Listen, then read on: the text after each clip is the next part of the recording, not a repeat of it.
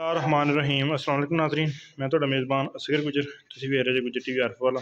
हर रोज़ बेहतरीन तो आला क्वालिटी जानवर लैके दोस्तों की हाज़र होई दा। अज माशाअल्लाह बहुत ही खूबसूरत एक मझ की वीडियो लैके हाज़र होए हैं दोस्तों। मझ वेखनी अल्हम्दुलिल्लाह मझ अपनी आप की खरीदी हुई, मझ सू गई है। मझ सिर सादा वा, बकाया मझ सारी बड़ी मजबूत है, वड्डी है छोटी नहीं, बरीक है मझ। शाह काली सिर्फ कुछ थोड़ी सफेद है। चिट्टा दोस्त चेक कर सकते हैं। मझ बाहर कढ़िया है चंगा मझ चगाठा चगूठा चौड़ा मजबूत पावर वाली गुआर वाले दोस्तों वास्ते भी। तो जेकर दोस्तों शौक करना है मझ सुई है तकरीबन कुछ जेर ही सिटी हलती है जेर भी। हाँ सुबह 7 बजे तकरीबन सूगी है। लो पाई है धुनी तो धुनी कोली है नहीं। थन मझ बिल्कुल साफ सोना पूरी मुठ मुठ का थाना है। सिर्फ साड़िया मझां जी अक्सर ज़्यादा साड़िया मझां सूनियां वो लद के जो लिया मझां घर आउंदियां हिलदियां, गर्मी बड़ी है तो मझां ने 8 दिन भी कढ़ने होंगे, 8 दिन पहलों ही सो जांदियां। जिन्नियां मझां आईयां वा यही वजह बनती, मझां पता ही नहीं होंदा सूण का। जो लद के 5-10 किलोमीटर 20 किलोमीटर सफ़र कराने मझां आंदा सर सो जांदियां। पर जो मझां दोहती होंदियां तो इंशाअल्लाह वो मझ ये इंशाअल्लाह अगर किसी नसीबां च होई सौदा हो गया तो बेहतरीन काम। अगर ना होया तो इंशाअल्लाह मझ वीडियो विखावांगे फिर ध्याड़े वधर वुधर सब मझ कड्ढे होणगे। थल्ला मझ तला बहुत ही वड्डा वा, फिर मझ साफ सुथरी बड़ी है। सिर पिछों रख के मुड़ी तरह ने बाहर कड्ढी। कट्टा मझ दा वा, कट्टे ने भी माड़ा ठाई कुड़ी है किवें पै गया। थान पड़ा मझ पूरी मुठ मुठ था चारे थानी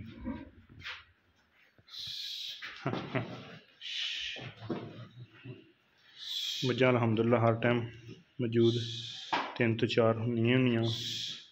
ये मझ दूसरा सूआ सोई है। पहला सूआ मालका ने 7 लीटर टाइम की गारंटी दी है भी साड़ी मझ 7 किलो बच्चे को पला कर दी। लेकिन मझ जी 15-16 किलो ना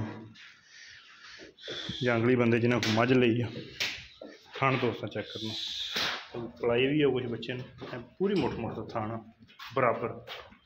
धार का वाधा घाटा जवाब बड़ा सोहना नरम सोहना होगा मुड़ी तरह।